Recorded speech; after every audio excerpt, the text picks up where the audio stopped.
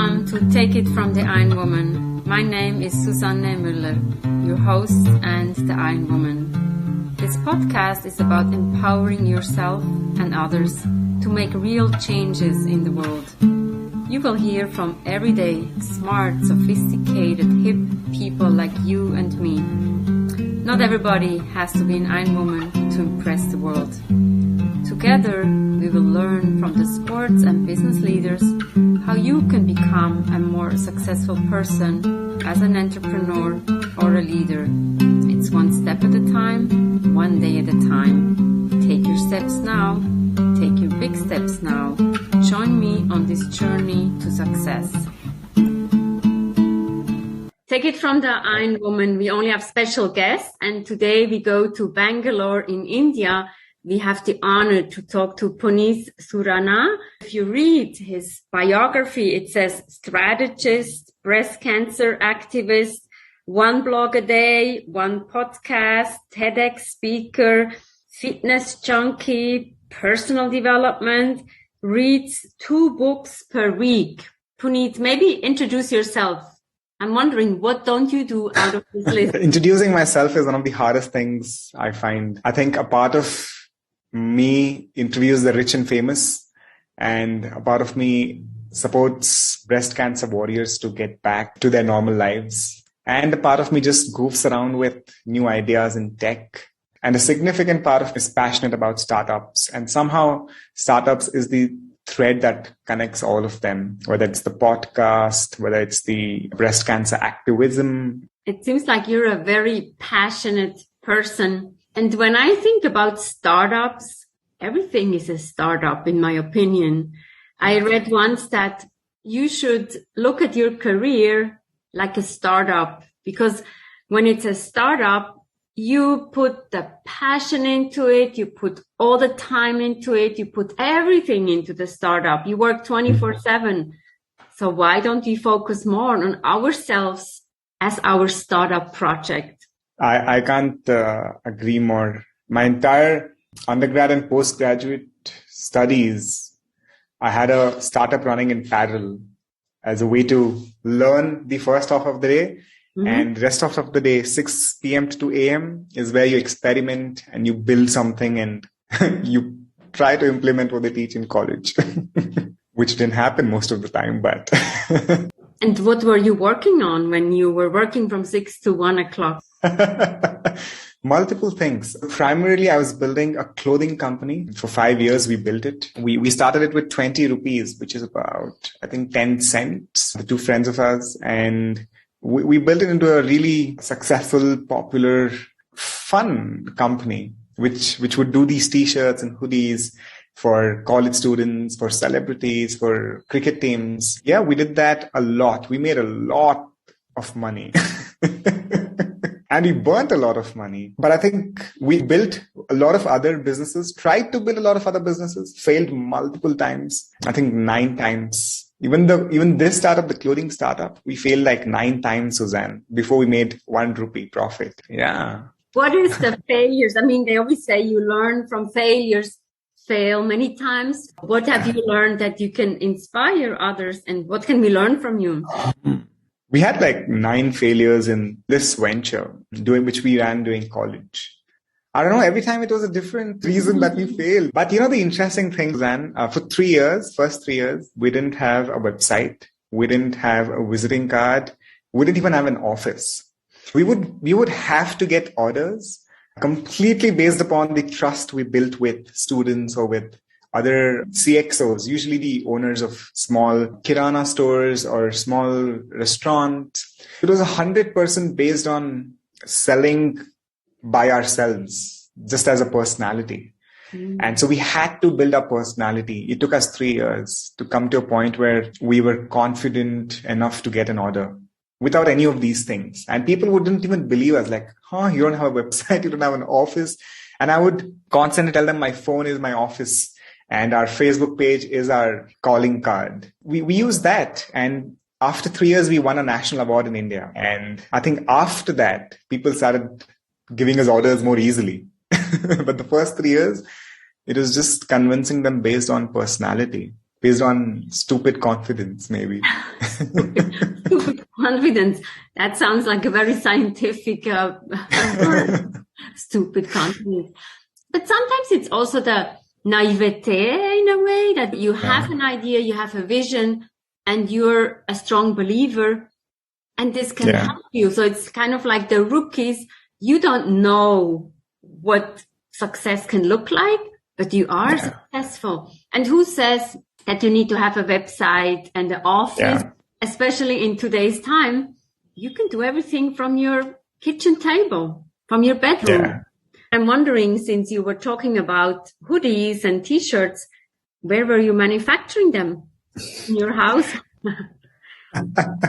Interestingly, we weren't manufacturing them at all. We were sourcing them from a few factories that we had filtered out. We were printing it from a few printers that we had familiarized and that were located around the college. We could easily go in and out between breaks. That's how we could start it with just $20. And the model was so simple. Take 60% advance from the customer, convince them, take a 15-day time period. Now you have the money, you have the time. The designing was pretty simple because I knew how to do Photoshop and Canva, and Google was helpful. And that's it. Take the 60% advance to buy the T-shirts or hoodies, give it to the printer, and tell the printer, usually it would cover the printer cost as well, but tell the printer anyways that you'll pay him once it's done. That's how it worked. We delivered and we would make 40% or 30%. Yeah, I had another co-founder who would do a lot of running work and I would do the sales work. So we had pretty much divided it. And whatever money we would make, we would go on really beautiful dates. No guilt of taking dad's money. I think this is very cool. Also, this goes to show that you don't need to have like a facility, a factory, an office. I think you're the disruptor and showing us how things can get done. Yeah.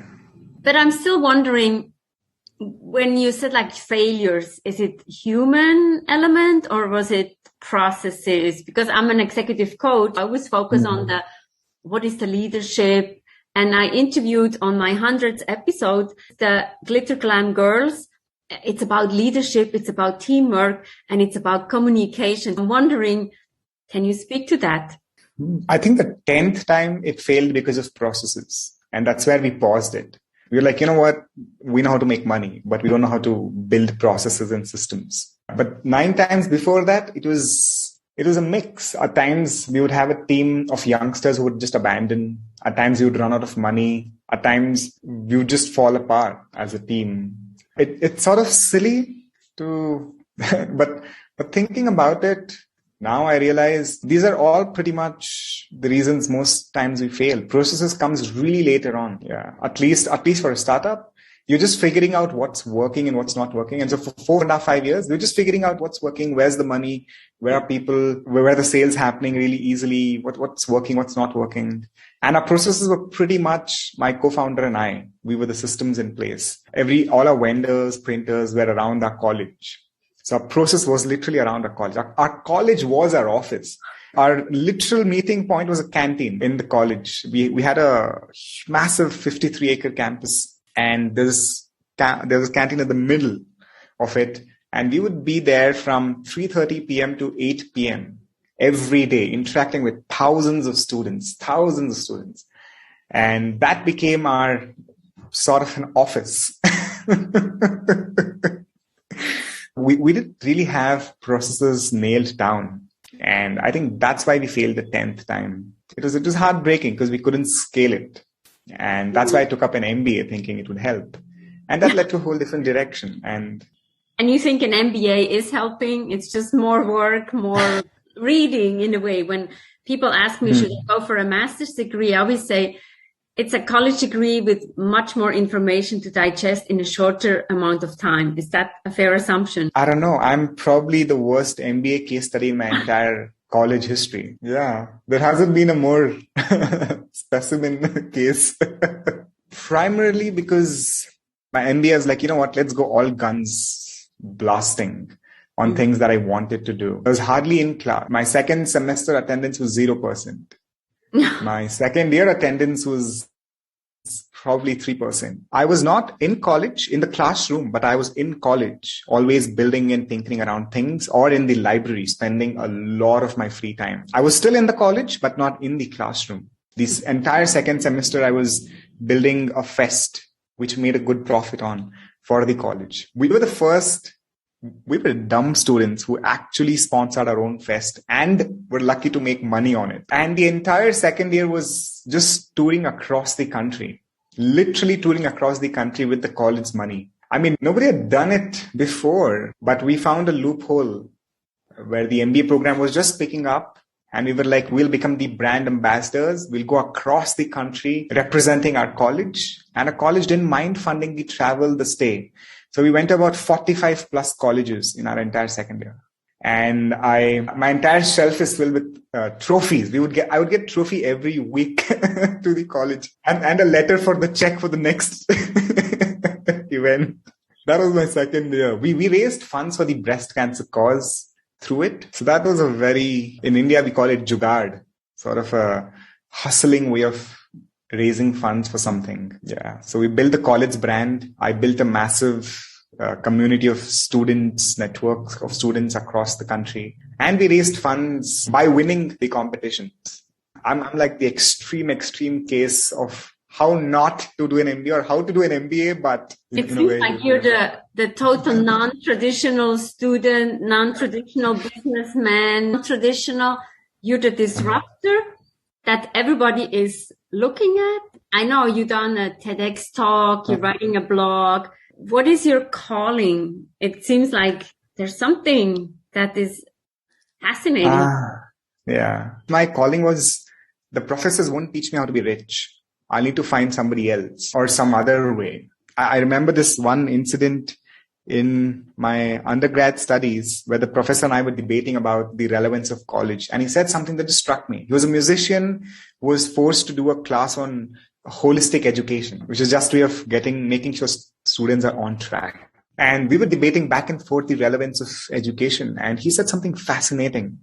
He quoted Pink Floyd's song, which said that if you want to get laid, come to college. If you want to get education, go to the library.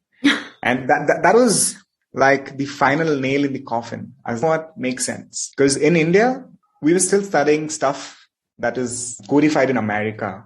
The way Indians behave and live is a whole different stratosphere from how Americans live and behave and do business. It just wouldn't relate.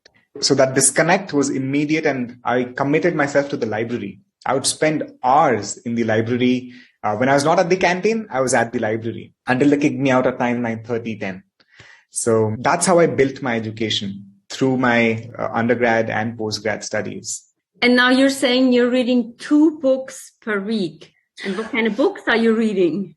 Oh, I read all sorts of books, Suzanne, and it's fascinating. It's crazy. Listeners, you could find business ideas from a book like 50 Shades of Grey or Kama Sutra. And you can find hope and inspiration from some of the most sober and morose and theoretical textbooks. I read across the spectrum, and I have an interesting process of reading wherein most books I don't read from cover to cover. I go in like I'm entering a restaurant. I go in with what am I looking for from this book, and I pick that thing from the book and I pause the book because I can always come back to it. I take what's relevant for me right now in my life. It's usually a question. It's usually something that catches my attention about the book. And so I have a simple process laid down. Be open to all sorts of books. Once the book is with me, before I even buy the book, I go through the Amazon.com reviews and understand what's the book about. Once the book is with me, I go through the index. I go through the annexure in the back. I go through the introduction. That's all I read. And then I figure out what do I want from this book.